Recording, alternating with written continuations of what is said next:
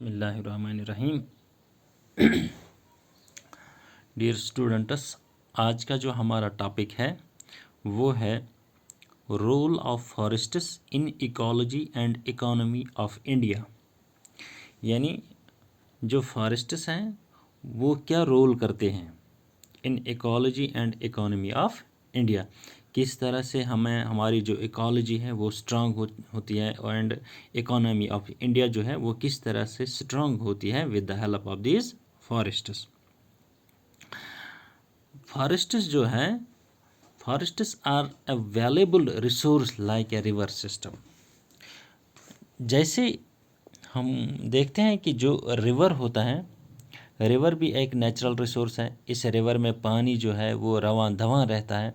बिल्कुल इसी तरह से जो फॉरेस्ट्स होते हैं, इस फॉरेस्ट्स में भी जो रिसोर्सेज होते हैं ये बहुत ही कीमती रिसोर्सेज होते हैं, वैल्यूएबल रिसोर्सेज होते हैं।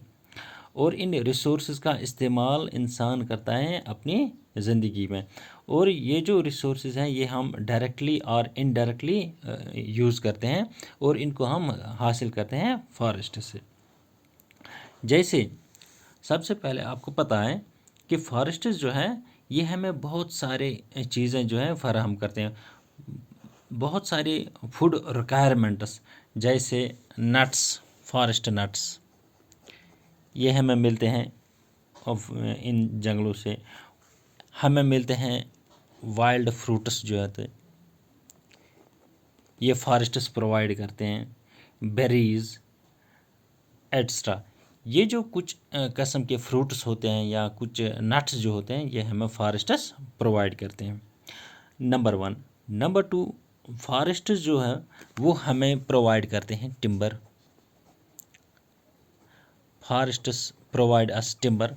ये हमें टिम्बर, इमारती लकड़ी हमें मिलती है फॉरेस्ट से, जिससे इस लकड़ी को हम इस्तेमाल करते हैं अपने घरों में फॉर हाउस बिल्डिंग। इस लकड़ी का इस्तेमाल करते हैं हम फॉर हाउस बिल्डिंग। या इसी तरह से हम फर्नीचर का इस्तेमाल करते हैं। या इसी तरह से हम शिप्स बनाते हैं, वगैरह वगैरह चीज़ें। ये सारी की सारी चीज़ें हम तभी बना सकते हैं जब हमें टिम्बर मैसर हो, और ये टिम्बर तभी मिलेगी जब हमारे पास फॉरेस्ट्स होंगे। तो इसी तरह से near about 40% of the fuel of India is provided by this forests. तकरीबन 40% जो फ्यूल है, ईंधन जो है वो हमें फॉरेस्ट्स प्रोवाइड करते हैं। तो इसी तरह से अब हम देखते हैं जो रॉ मटेरियल है, रॉ मटेरियल,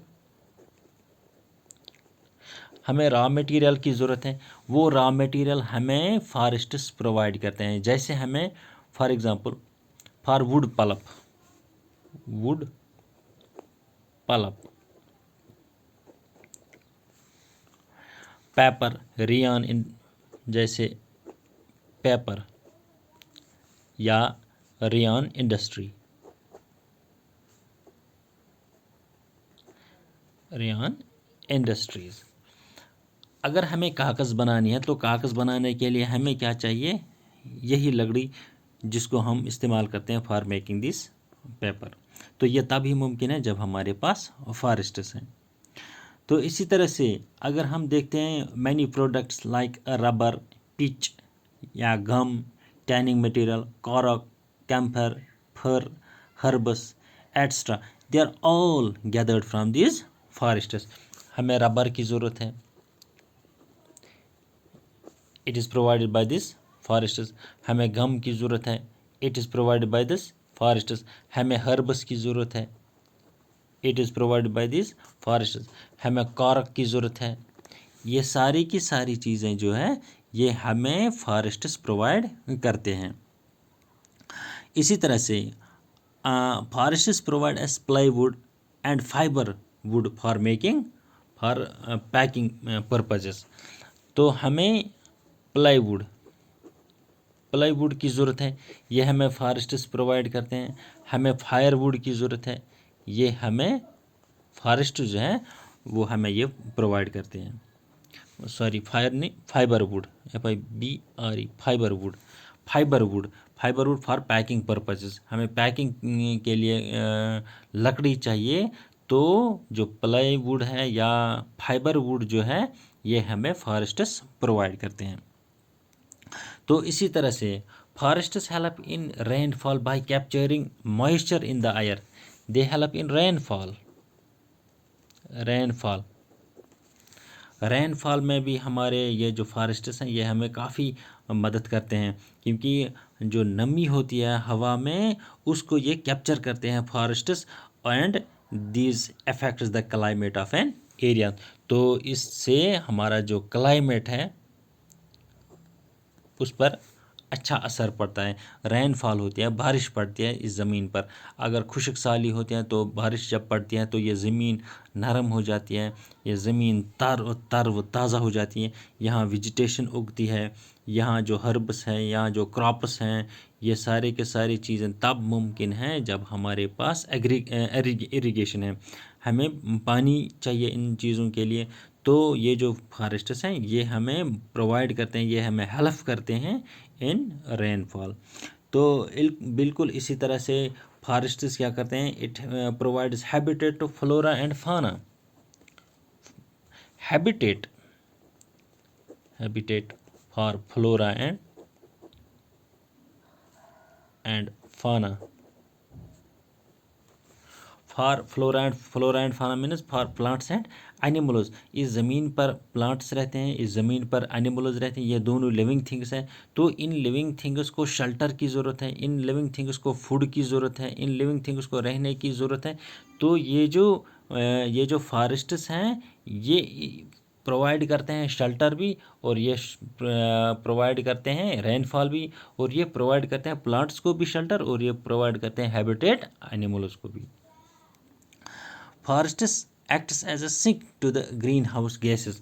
बिल्कुल एक और चीज़ है जो हमारे इस ज़मीन पर ग्रीन हाउस गैसेस जो हैं वो गैसेस जिनसे ग्लोबल वार्मिंग हो जाती हैं, जिनसे हमारे इस माहौल में, हमारे इस एनवायरनमेंट का जो टेम्परेचर वो दिन ब दिन काफ़ी ज़्यादा बढ़ जाता है because of these green house gases.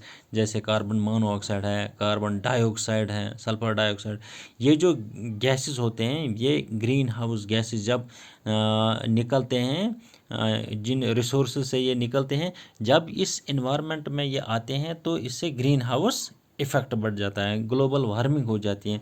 तो ये जो फॉरेस्ट्स होते हैं ये फॉरेस्ट्स इन ग्रीन हाउस गैसेस को एब्जॉर्ब करते हैं, जिसकी वजह से इनका दबाव जो होता है, इनका जो इन ग्रीन हाउस गैसेस का जो रोल होता है वो कम हो जाता है, और ग्रीन हाउस इफ़ेक्ट का असर बहुत कम होता है। तो ये होता है कि कैसे हमारे फॉरेस्ट जो होते हैं ये इकोलॉजी और इकोनॉमी कैसे स्ट्रांग करते हैं। जिस मुल्क में, जिस कंट्री में बहुत ज़्यादा फॉरेस्ट घने जंगलात होते हैं, ये नेचुरल रिसोर्सेज होते हैं, वो कंट्रीज़ जो होते हैं उनमें इकोलॉजी और इकोनॉमी काफ़ी स्ट्रांग हो जाती है, क्योंकि ये फॉरेस्ट जो होते हैं ये दोनों चीज़ों को स्ट्रांग करते हैं, इकोलॉजी को भी स्ट्रांग करते हैं एंड इकोनॉमी को भी स्ट्रांग करते हैं। Thank you.